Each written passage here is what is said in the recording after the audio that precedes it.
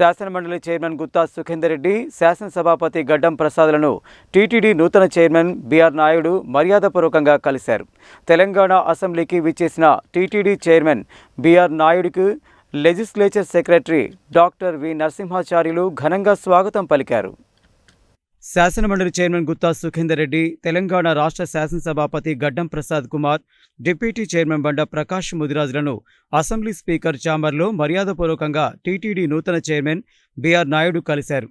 తెలంగాణ అసెంబ్లీకి విచ్చేసిన TTD chairman BR నాయుడుకు legislative secretary doctor V Narasimhacharyulu ఘనంగా స్వాగతం పలికారు. తెలంగాణ రాష్ట్రం నుండి పెద్ద సంఖ్యలో భక్తులు తిరుమల వెంకటేశ్వర స్వామి వారిని దర్శనం కోసం వస్తున్నందున తెలంగాణ రాష్ట్ర శాసనసభ్యులు, శాసనమండలి సభ్యుల సిఫారసు లేఖలను పరిగణలోకి తీసుకోవాలని స్పీకర్ ప్రసాద్ కుమార్, శాసనమండలి చైర్మన్ గుత్తా సుఖేందర్ రెడ్డి సూచనకు సానుకూలంగా స్పందించిన టీటీడీ చైర్మన్ బిఆర్ నాయుడు ముఖ్యమంత్రి చంద్రబాబు నాయుడుతో మాట్లాడి త్వరలోనే నిర్ణయం తీసుకుంటామన్నారు.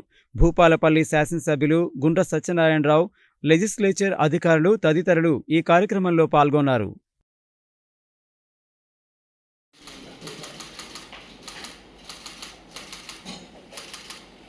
ఓకే.